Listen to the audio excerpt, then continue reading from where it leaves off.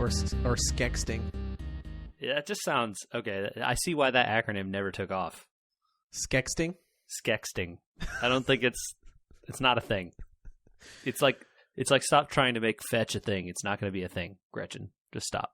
I think that's your thing on this show is not making fetch a thing. I think it's a recurring deal. The fact that I have referenced Mean Girls twice now, or 3 or 4 times now. I think Mean Girls is your thing, dude. It's a good movie, dude. If you got to watch one of those kinds of movies, Mean Girls is the one you should pick. Welcome to episode 52, where we're going to talk about all sorts of recurring things on our essentially anniversary podcast, sir. Yeah, this is a recurring thing that we have now spent a year doing this, and hopefully this instance will recur in another year. Does it feel like a year? No, not at all. Or does it feel like it's been forever? No, it doesn't. It really feels short. Yeah. That's right. I was, I went from I don't think so to maybe it has and I haven't noticed it to time is a flat circle, and I just stayed silent instead of saying anything. You couldn't get the cognition of time is really difficult if you think that hard about it. Yeah. You can't do it. It's too tough. How does time even work? I don't even know. This is too deep for the anniversary of this podcast. You're drinking wine. I'm running on 3 hours of sleep. It's not going to go anywhere good. Oh, man. 3 hours of sleep. What happened, dude? Just life stuff. I don't know. Part of it, I'm partly to blame. I was playing Civ. I could have been doing other things. The recurring theme. But then I was done playing Civ. And then other things happened after that I needed to take care of. And if I hadn't played Civ and the things that happened earlier, I wouldn't have been up as late. The recurring theme of this podcast is that Civ is so good, it takes all your time. And then all of a sudden you wake up and it's 3 a.m. Well, I had this bright idea that I was going to play Civ 5 one last real good playthrough, a long one that I'd done Spaceship Victory like one time, and I was going to do it again. And I was going to check off like 6 achievements. I was going to beat it with Bismarck. I was going to do Bismarck special achievement. I was going to beat it on the biggest map, on one of the higher difficulties, on Space Victory, and like... Man, some of those things you're talking about take a really long time. I got satellites in 1913. I mean, hey, good on you, dude. Anyway, I did complete that, and that's going to be another theme we're going to talk about today. Completion. Completion? Yeah. Nice. I know. Recurrence and completion in the same place, which they sound opposite, but they're related. Okay. All right. How are they related, Andrew? Oh, okay. We're just going to jump into it. I mean, okay. All right. Let's back up, though. I suspect I know what caused you to be up to 3 a.m., and I think it's probably the Homeowner's Minute. Am I right? Yep. There you go. Speaking of recurring themes in this show, what's up? Okay, so you know how toilets used to work? Wait, are they working different than they used to? Yeah. You used to open the back of the toilet, and like there's the ball, and the ball floats to the top, and it hits a lever, and the lever shuts off the water. Yeah. Okay. So they moved to like this this floating ring kind of that's around a central pillar, right? In California, we have these, demands to be low flow all the time because we have no water here. Right. So I think mine are like 1 gallon or so toilets. And so they have this real new space age looking plastic valve system that takes up about a third of the tank. Yeah, okay. That seems like the thing that I'm talking about. It's pretty big. Yeah, it's gigantic. One of them exploded. It exploded? Yeah, like the top exploded off of it. Whoa. I've definitely had I had something inside I don't know what, inside the toilet break, and there was just like a ton of black particles. It must have been like a seal or a ring or something at one point in life. And then there was just like, every time you flushed, you got more like black particle debris. Oh, man. And then eventually the toilet just like would keep leaking forever, and we replaced the thing and it stopped. But like, it was just really annoying. Yeah, no, this was shooting water out the top of that plasticky valve thing inside the tank. That is intense. I have never seen that. It sounds bad. Yeah, it's a little bit of a mess and it requires basically not using a toilet. But we have 2 other ones, so no big deal. I guess at least you can turn the water off at the base of the toilet, and hopefully Sure. that still worked. Yes. Mm-hmm. Mm-hmm. Yeah. Well, that sounds like it was a lot of work. Fun. How's your house holding together? The house seems to be okay. We are, through no fault of my own, we appear to be in for a bumper crop this year. My fiance has been meticulously maintaining that garden, and I think we are about due for some fruits and vegetables.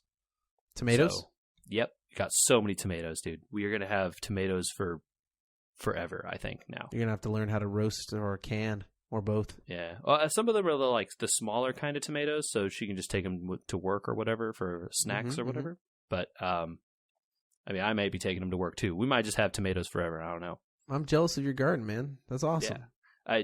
Don't be jealous of my garden. It's her garden, let's be clear. I did nothing whatsoever other than build the box. Props to the maestro. Yeah. So that's cool. But that's been the like big Homefront development. Is that a good band name? Vegetable Maestro? Ooh. Yeah. You got to be like a vegan band though. Yeah, sure. Aren't all bands vegan at this point? Maybe. I don't know. That would be like the kind of thing you would put in your writer contract. It's because like all our meals have to be vegan, and then just like see if they pay attention. Yeah. It's like the brown M&M thing. Well, I'm glad that the off-track complete openings to this have not changed since we started. I feel like people come here for the non sequiturs. 45 minutes of non sequiturs with video games thrown in. I don't know. Do you think I'm wrong about that? I feel like that's probably true. I really feel that is true. But we have changed a little bit, you know. That's true. It's pretty it's surprising. I went back to some of the earlier episodes, and stuff is not the same. Especially in the acoustics department. I know that we sound a lot better. I don't have the gigantic echoey room anymore or the terrible headset. You've upgraded to a new sound as well.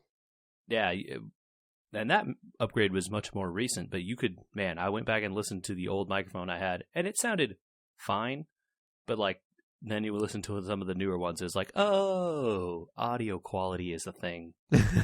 Got it. It's good that we've got that locked down 52 episodes in. It only took a year. We got there. You know, last episode I tried to do that thing. I inserted a clip of you where you did the thing where you were saying news. Do. Yeah. But it was from an episode before you had gotten your new microphone. So when I inserted it, you can hear the quality change. It's like, and now JJ's going to do that thing about the news. And then it was like, news. That was my impression of the old one, but I hit the microphone. So I have no idea if that's going to turn out okay.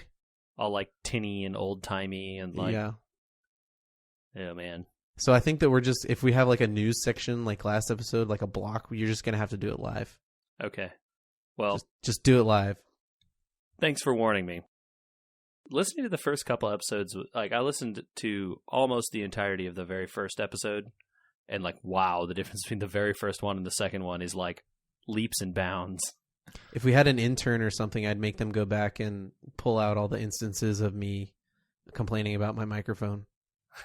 Or like a situation and I was in a different state or something like that, so I was worried about the audio quality. I know that was like only 2 episodes ago, but yeah, there's definitely a stark contrast from episode 1 to episode 2. But then from like episodes 2 through like, I don't know, I feel like we hit our stride in like the teens or whatever.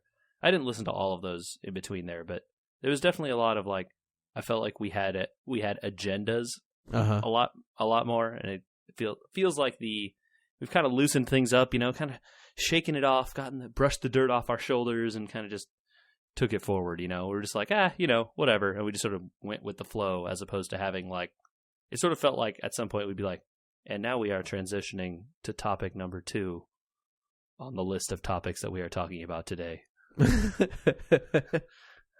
Yeah. A little like by the numbers PowerPoint slide kind of stuff. Not that we did, a little, not necessarily boring, but like the discussions were all right. But like we kind of just were like, yep, that's all we have to say about that. And topic number 2.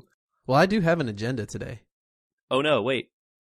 That's the opposite of what we're supposed to do in this. No. I've got an agenda on the spot without telling you. I'm going to make you make a resolution for the next 52 episodes, because I thought about what we'd done in the last year. Mm-hmm. And the thing that I came up with was I started a lot of games we talked about on this show and that I still haven't finished the playthroughs. Okay. So I resolve in our 1-year podcast anniversary to finish my playthroughs of Skyrim and Bravely Default, and also bring very shortly back the recurring segment of It's Not As Good As You Think It Is when I finish Twin Peaks. Okay. So that's my resolution. But now that I've talked, hopefully you've had some time to figure zero out. Yeah. Nope. But bring more Fast 8 to the show. Man, we could bring more. Yeah. Andrew, what if I resolve to talk more about robots? That would be recurring. So it would. Completion with the games that I said that I was going to finish. Oh, recurring. wow. There we go. As if we had planned it. I'm going to make another resolution right in front of you. All right. I resolve to bring more guests on this show. Oh, that's a good resolution. I have heard through the grapevine from listeners to this very podcast that they enjoy the guest segments. Well, we should expand it then. We should get as many guests as we can. That would be cool. I've never really thought about doing guests. It was always about you and I talking, but then every time we have one on, I enjoy it more and more. Not to say that like each guest I've enjoyed more than another one, but like I enjoy having guests on more the more we do it.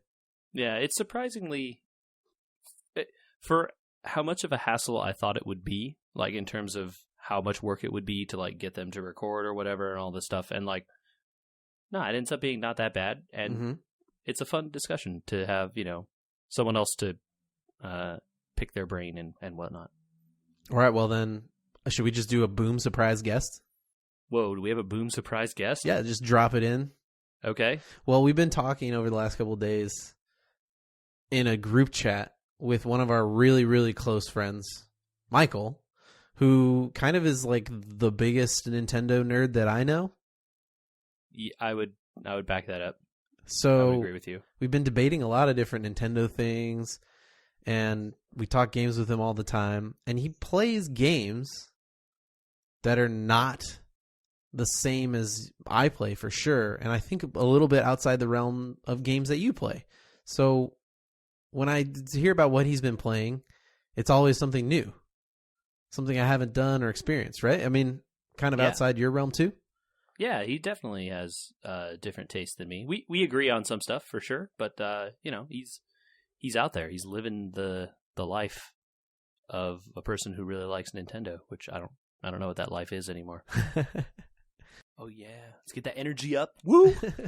Get hype, because with us right now, via the magic of the internet and cutting away from our previous conversation. What? No, it was right there, and now we're right here. What do you mean? Perfect magic. No production behind the scenes at all. Look, we learned our lesson by making every single podcast guest before this one sit on the line, waiting for us to get through our other stuff and like mute their microphone and bite their tongue and all this sort of stuff. So this time we decided to do some production magic, which I kind of actually regret a little bit, because now Michael has no idea what we've been talking about and he can't, get on our case about it.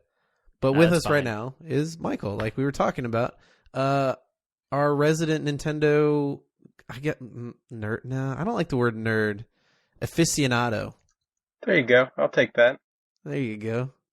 Michael, we were just debating, yesterday, this morning, 2 days ago? I don't even remember whether it's a good idea for the new Nintendo 2DS XL to even exist. Thoughts? Ooh, that's a tough one.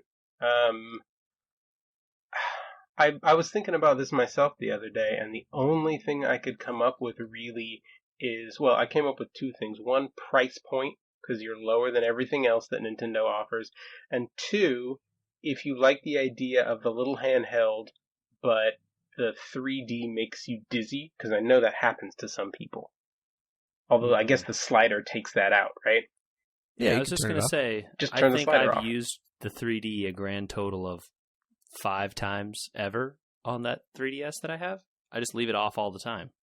But they're the company that pioneered this stereoscopic, non-glasses 3D thing. At this point, they've made enough 3DS XLs that they don't have to charge for that technology anymore, right?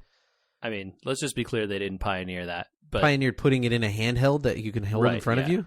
They were the first ones to include it in a video game console. You're correct. I guess when I say pioneered, I mean pioneered putting it right in front of you in a video game console that you could walk around with. I just feel like it was a gimmick that no one ever used to good effect, and everyone was kind of just like, eh. Gimmick, Michael? I think you just defined Nintendo, JJ. Okay, fair enough. That's a fair criticism. What? What's gimmicky? Well, okay, wait. I mean, wait, hold on, Andrew. Do you want What's the long not list? gimmicky? Yeah, come on, dude. What's recently gimmicky? The Wii. The Wii is gimmicky?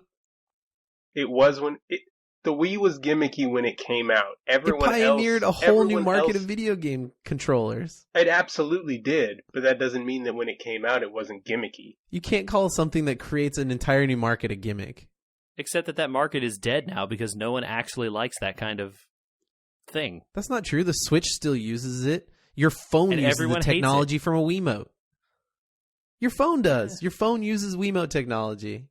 Yes, but again, how many people are using it, right? Like, are you playing tons of phone games where you're tilting its screen around all the time? No, because it's a hassle and it sucks. Do you use the feature where you flip your phone over and the screen can turn on and off? Because that's a Wiimote technology. No, I hate that feature. I turn all those motion gestures off because they suck.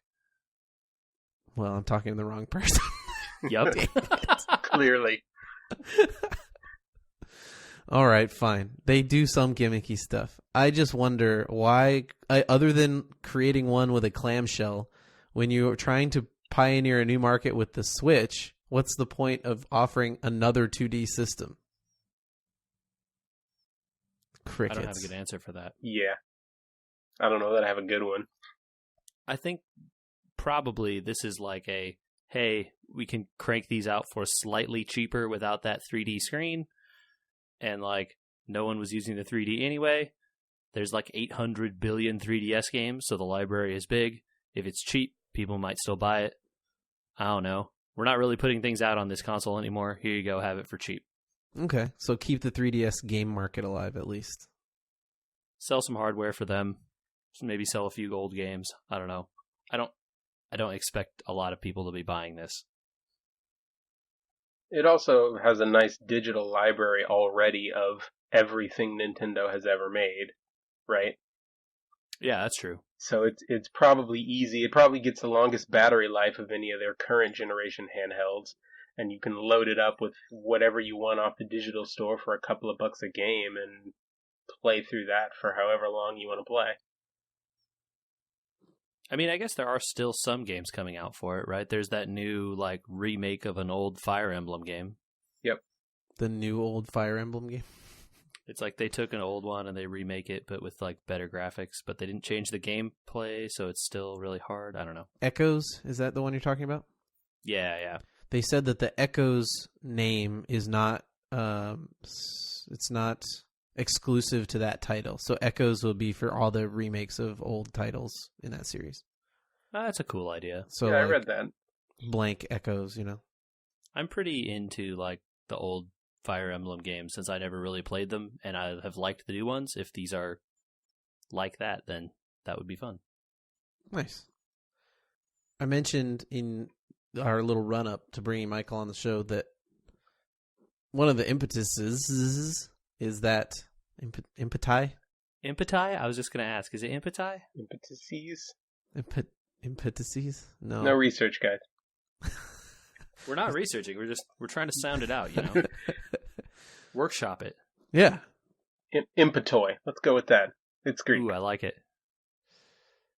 The impetoy for Michael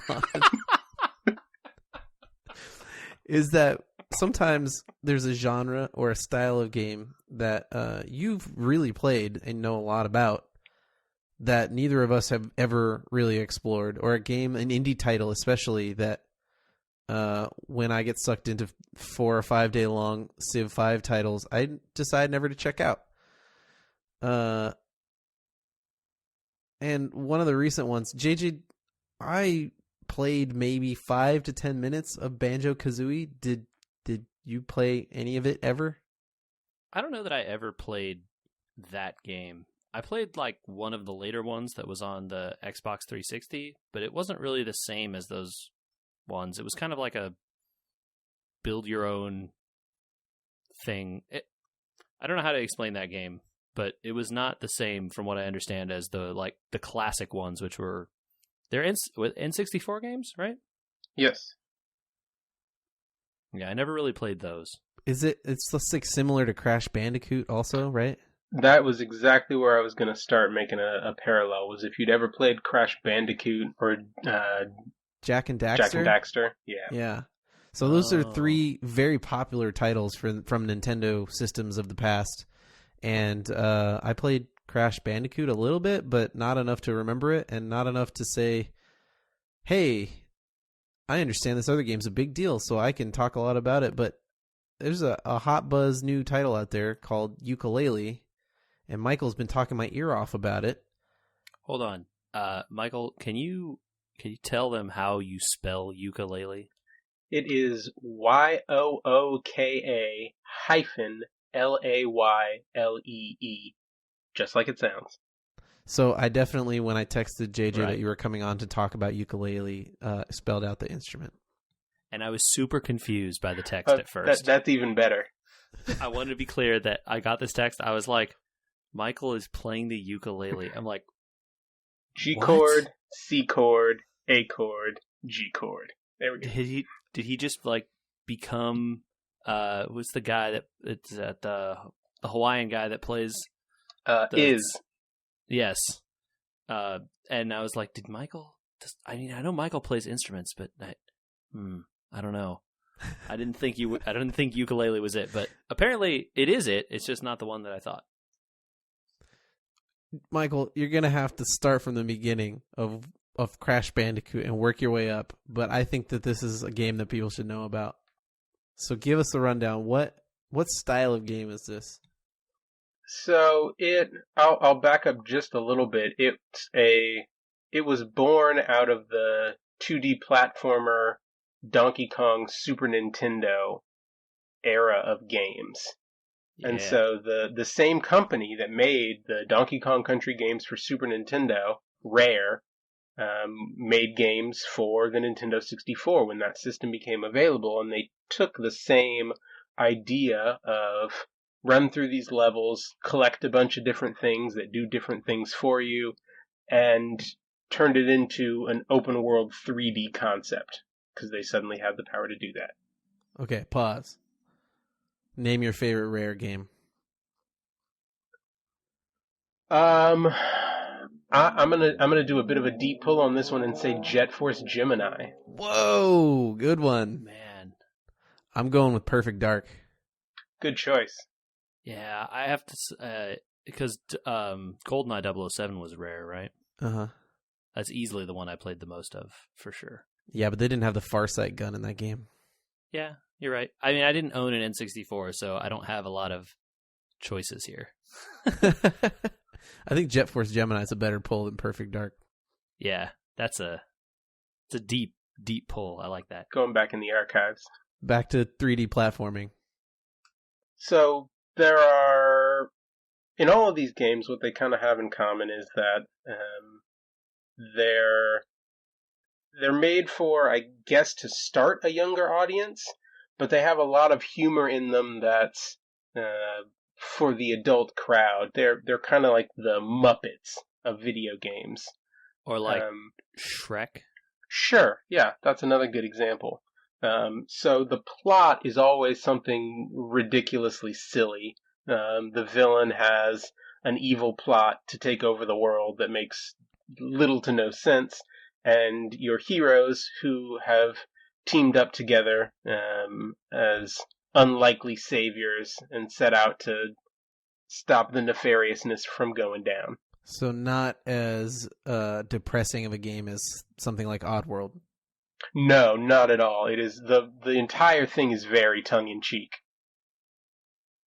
So with Banjo-Kazooie, you had the bear and the bird, and they each had their own set of moves that they could perform either independently or together.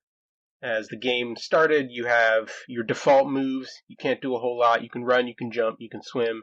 And as the game goes on, you collect more things and you can buy yourself upgrades that let you do more things that open more areas of the game for you to explore.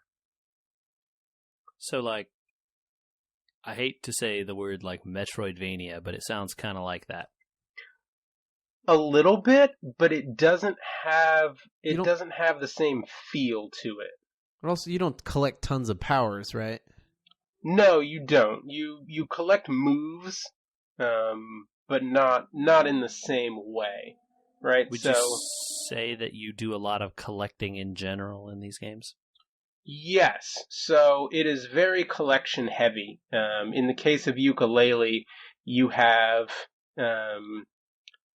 pages out of a book that have been scattered across these worlds that you are trying to collect, and you have quills. And the quills serve as kind of your currency, and the pages allow you to unlock new worlds. So you spend the bulk of your game solving puzzles to get the pages, and the quills are just scattered throughout all the worlds. So the pages are like kind of the stars in Mario 64, where like you get like X stars and you can go to the other room and get more levels or something like that? Exactly. I gotcha. So there are 5 worlds. Each one starts out as a certain size, and one of the mechanics in this game is that when you collect enough pages, you can expand the size of the world, and suddenly there are a bunch of new places within the same environment for you to explore. So it keeps the environment feeling somewhat fresh, even though you are trekking over some of the same ground. And within each world, there are things that you can't do when you first enter it. You have to go further into the game and unlock a different set of moves and then come back. And all of a sudden, now you can pass this section that you couldn't get past before. Oh, cool. So it's kind of like the old replayability factor. I don't know. You really had to like learn the controls of the game before you can go through certain things. Yeah, exactly. Kind of like at the end to your other game. What was that one you were playing, JJ, where you couldn't go through certain doors? Yeah, that was Hollow Knight. Hollow Knight, yeah. That was a Metroidvania game, which is why I brought that up before. But less platformy than this, it sounds like. Yeah, I guess... not platformy. Well, and that was 2D, and this is 3D, and it's pretty different when you're platforming side to side as opposed to, like, all the degrees. But you get breaks in between the levels. There's kind of like a main screen or something like that? There's a main area. There's a tower in this game. So it's not like... kind of like, I know it's another 2D game, but it's not like Ori and the Blind Forest in a way. No, it's not like Ori. There's sort of a central hub that you depart from into each of these worlds, and then you return to the hub to look for more worlds. So it's like it serves the same function as the castle in Super Mario 64. Right? All the paintings are hung in the castle, and you have to go back to the castle to enter a new painting.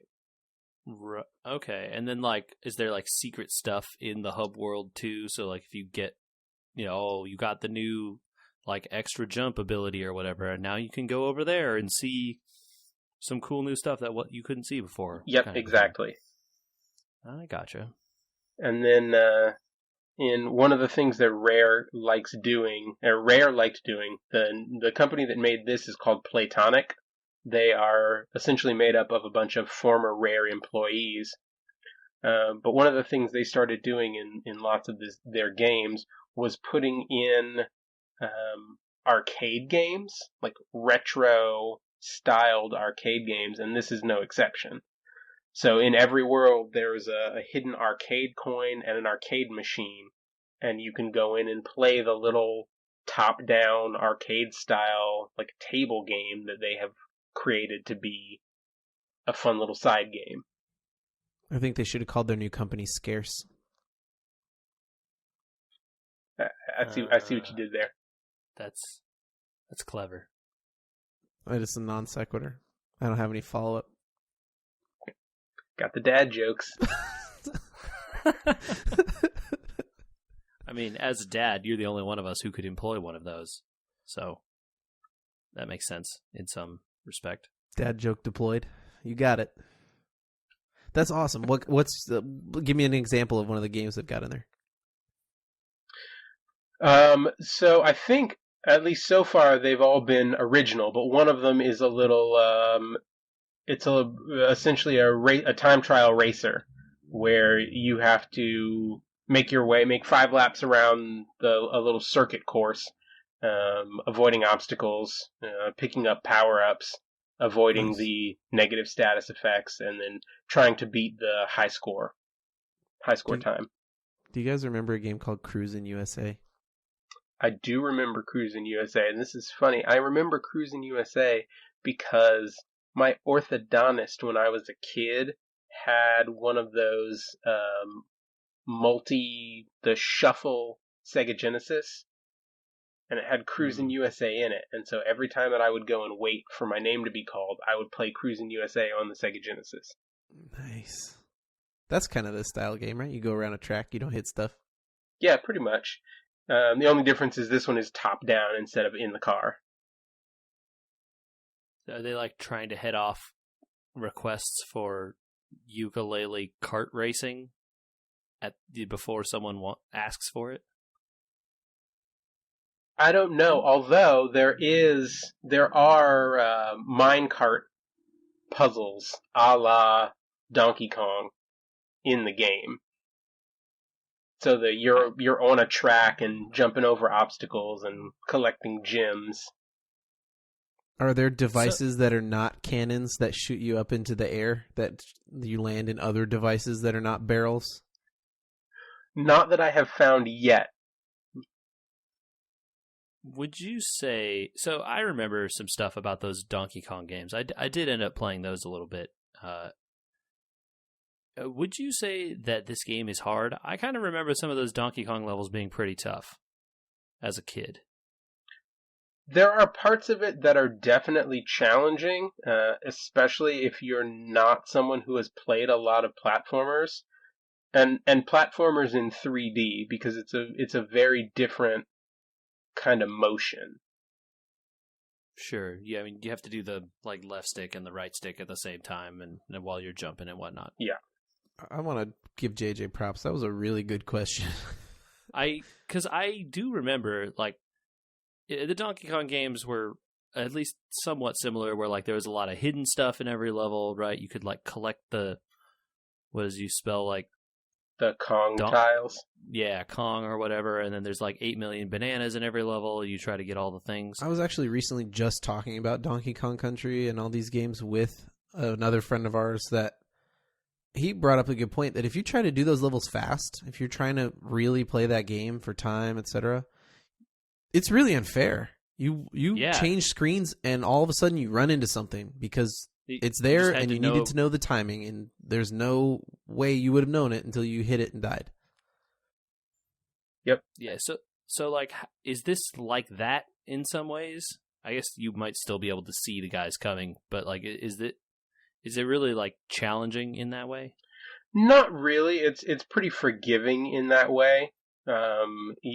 Because of it's open world and the camera is panned out behind you pretty far.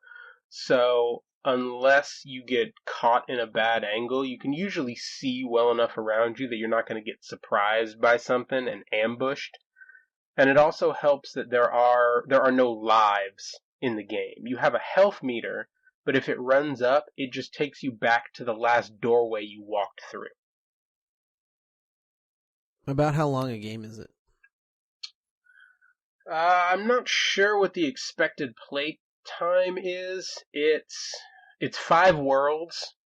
I don't know how many pages you have to collect before you can face the final boss.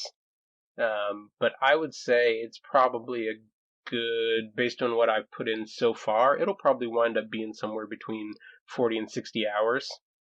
So you've played how long of that then? I have probably put in somewhere around 15 at this point. Okay. That should probably be tempered by the admission that I am a completionist. So my playthrough time is generally on the longer end of the average. Have we ever had anyone on this podcast that is not a completionist? That's a good question. I don't think of myself as a completionist. JJ, you played the room in Hollow Knight that frustrated you to no end over and over for basically no purpose. That's a mastery thing, and it wasn't no purpose. It got me a different ending. Mastery and completion are like the same side of the same coin. No, but I didn't do everything in that game. Well, yeah. I beat the game before I finished everything. There was more stuff to do when I finished that game. And I'm not going back. And that's the difference. See, if it had been me, I would have reached that whatever 90-some% and said, well, I got to get the rest of them now. And you would still be there because those last couple things I didn't do sounded like a pain in the butt. I'm kind of glad that there are some games that are completionist games that don't give you percentages. So that you're kind of like, okay, cool. I think I got everything. I'm done. Good enough. Yeah. I really dislike achievements I have learned for that reason. Because they inform you of all the stuff you haven't finished. And you're like, oh, I have to play this on hard and insane difficulty? I don't want to do that. Does that new Zelda game have achievements? That's something Nintendo's always been really, really good about, is not giving achievements. I don't think it does. I'm happy for that. I haven't played it. I'm a sucker for trying to get achievements because they're there. And if they're not there, I feel so much more relaxed. Yeah, I'm trying to think of it.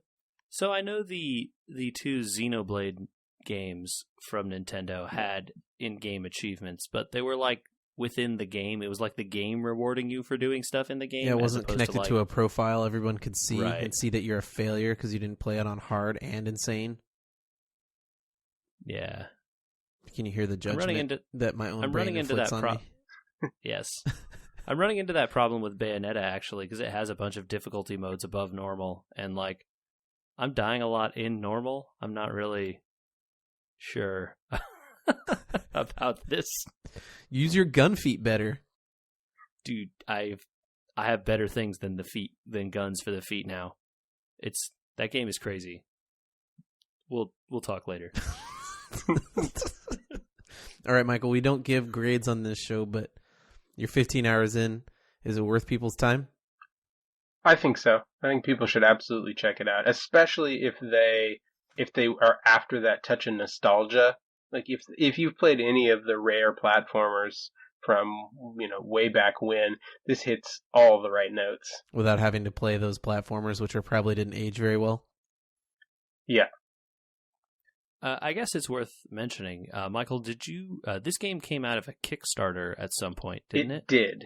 The Kickstarter started in 2015. I was actually looking at the numbers because I couldn't remember. I think they originally were set out to make like £175,000. They're based in the UK and wound up with just shy of £2.1 million. So, slightly above their goal. A lot of people out there with the nostalgia. What did they do with all that extra money? Made a bigger game. They made a bigger game. They did a whole bunch of backer rewards. You could actually buy the game, I believe, in a Nintendo 64 cartridge. I think that was one of the rewards. Like it would work in a Nintendo 64? I don't remember if they did it to work in a Nintendo 64 or if it was like a cartridge with a USB. There's no way that they made it work in a Nintendo 64, right? I highly doubt it. That would be too epic. There's no way that happened. But were you a backer of this game, Michael? Is that how you found out about it? I was a backer. Okay. I like to, let people know about that stuff because in a lot of cases, I feel like the Kickstarter games, the backers are the ones that find out, and then you have to get, they have to evangelize because I feel like there's no marketing for some of these games. It's just like they come out, it's like, oh yeah, all our backers will know, and then they're like, it's good, But like, it's nice to tell people about, hey, here's where this game came from. You can find out all this stuff about it. Yeah, they don't really push stuff to the top of the market. I know that there was a lot of buzz about it, especially when it first started because they made so much money. But it's a good point about it's out, and that's kind of it. And I feel like Kickstarter games, too, sometimes get a bad rap because of the number of them that have been funded and then flopped or disappeared. Yeah, and I think Andrew and I have been pretty judicious in our backing of Kickstarters over the years. And, knock on wood, that doesn't happen to us. But, for sure, there have been, once backers or the developers have just kind of ghosted with the money. Yeah, you say judicious and I say unfortunate. Discriminatory because I pretty much only back people that had a track record already, like Shadowrun or Torment or Harebrained. Yeah, Double Fine. And that seems fine with me. Like, you should do that. That's just you being prudent, right? Like, don't take bets on ships that no one has ever seen float, right? Good point. Yeah, I'm not going to sink. And neither is this podcast because we're going to make good on another resolution right now. What? Yep, I'm going to do it. Recurring segment. Michael, we have a debate on this show that has been bandied about. We had a lot of response. Let's say that this has spilled over into our real lives. For sure.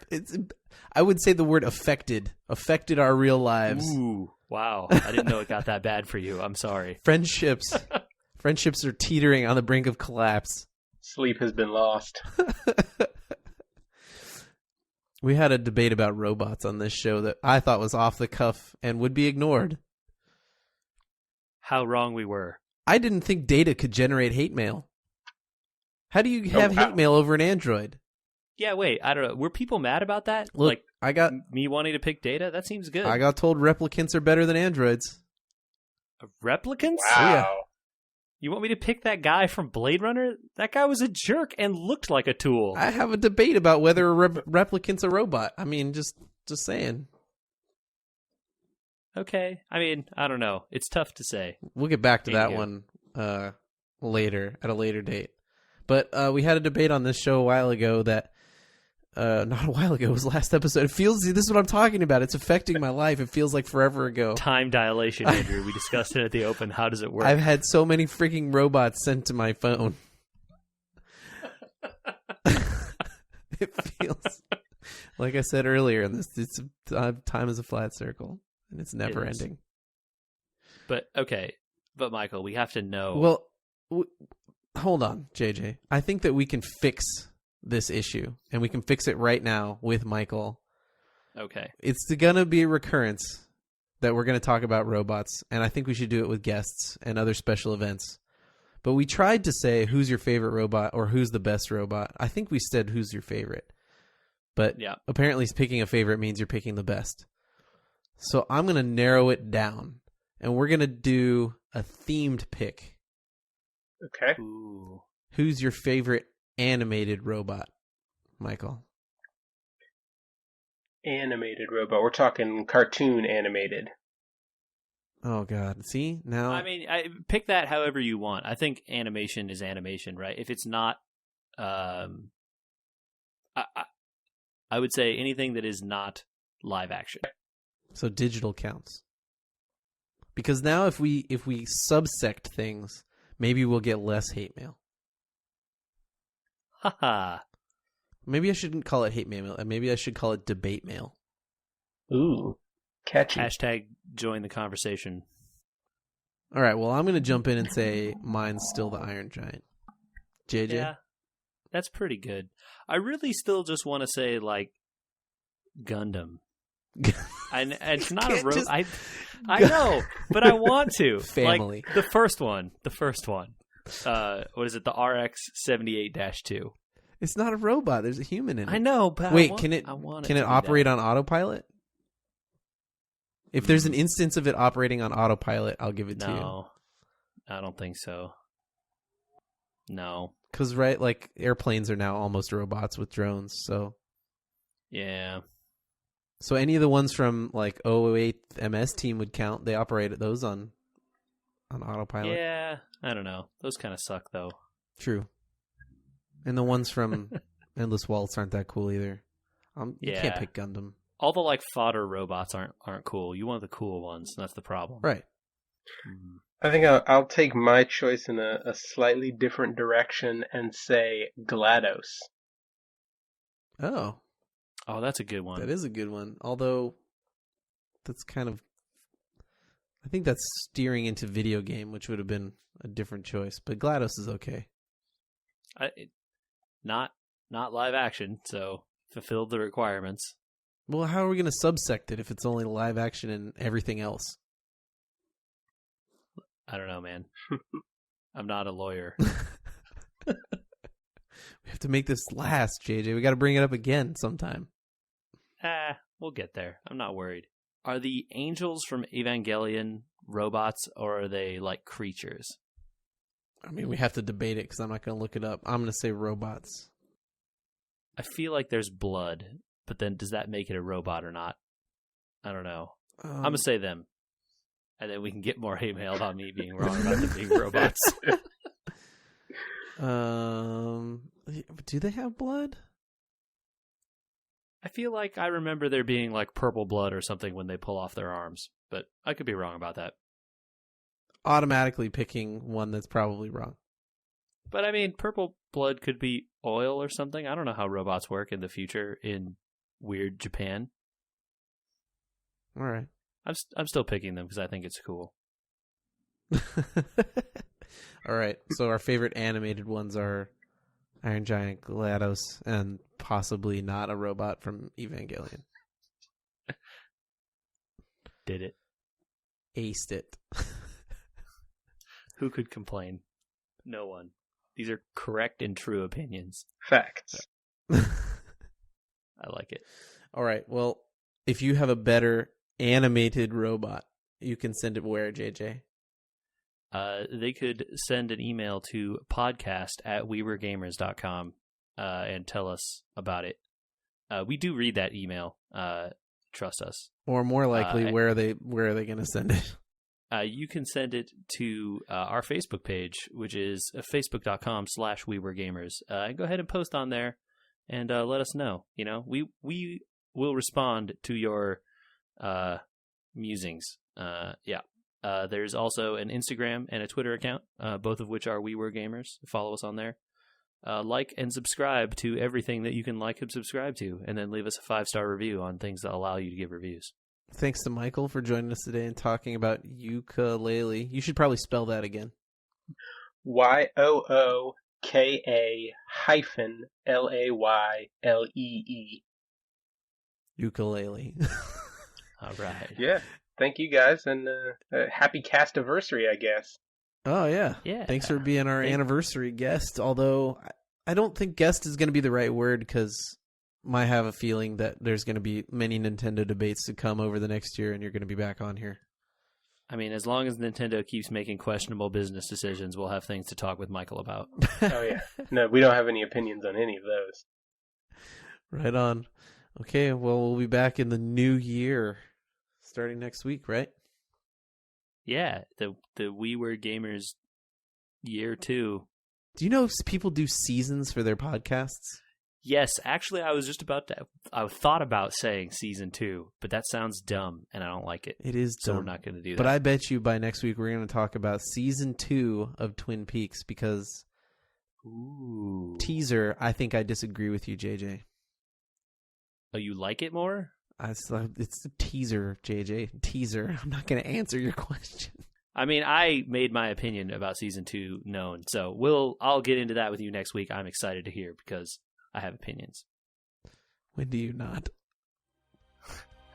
Fair enough.